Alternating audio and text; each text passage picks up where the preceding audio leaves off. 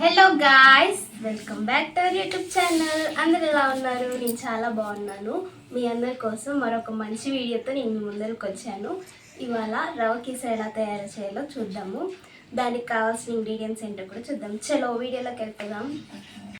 అరకప్పు నెయ్యి, బాదం పప్పులు, జీడిపప్పులు, కిస్మిస్లు, దంచి పెట్టుకున్న యాలక్కాయల పౌడరు, కప్పు బొంబాయి రవ్వ, కప్పున్నర పంచదార.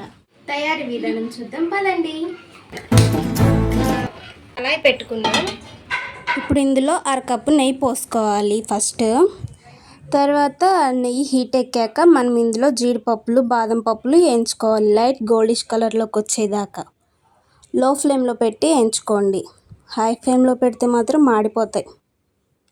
తర్వాత కిస్మిస్లు కూడా వేసుకుందాం. కిస్మిస్లు తొందరగానే ఉబ్బిపోతాయి కాబట్టి కిస్మిస్లు అవి వేగాక వేసుకోండి.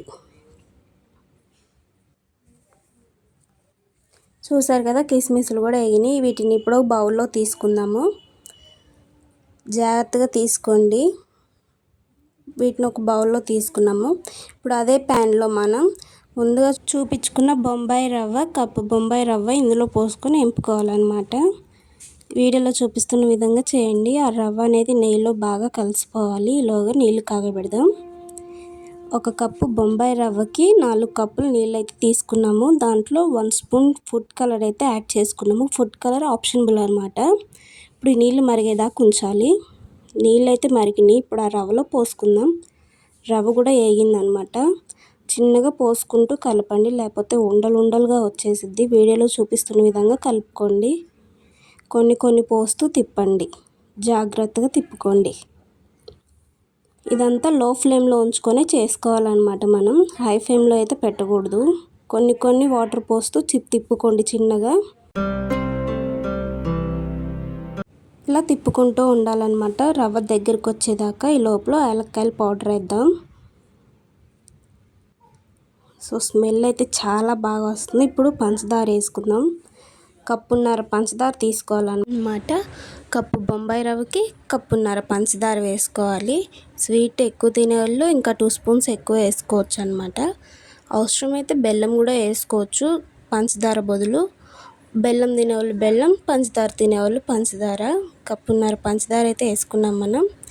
ఇంకా స్వీట్ ఎక్కువ తింటాము మేము అనుకున్న వాళ్ళు ఇంకో 2 స్పూన్స్ ఎక్స్ట్రా వేసుకోవచ్చు. ఇప్పుడు దీన్ని ఇలా తిప్పుకోవాలన్నమాట. పంచదార మొత్తం కలిసేటట్టు ఇలా తిప్పుకుంటూ ఉండాలి. వేడికి అనేది పంచదార కరిగిపోతుంది. ఇలా తిప్పుతూ ఉండాలి. ఇప్పుడు రవ్వ దగ్గరికి వచ్చేదాకా ఇలా తిప్పుకుందాము. రవ్వ అయితే దగ్గరికి వస్తుంది. ఇప్పుడే ఇలా తిప్పుతూ ఉండాలి, లేకపోతే అడుగంటిద్ది రవ్వ అనేది. ఇలా చిక్కబడాలన్నమాట రవ్వ మొత్తం. ఇలా తిప్పుతూ ఉంటూ ఇట్లా చేసుకోవాలన్నమాట రవ కీసర అనేది. ఇప్పుడు వచ్చేది ఎలాగో పండగలు కాబట్టి ఎక్కువ పలారంగా చేసి ఇవ్వచ్చు. ఇప్పుడు ఇందులో నెయ్యి వేసుకుందాం 1 స్పూన్. ఇలా నెయ్యి పైన వేసుకొని ఒకసారి తిప్పుకున్నామంటే అయిపోతుంది ఇంకా తొందరగా. ఇప్పుడు మనం ముందుగా వేయించి పెట్టుకున్న డ్రై ఫ్రూట్స్ కూడా వేసేసుకుందాం. సో అయిపోవచ్చిందనమాట. ఇంకెలా తిప్పుకొని స్టవ్ ఆఫ్ చేసేసుకోవాలి. మన టేస్టీ రవ కీసర అయితే తయారైపోయింది.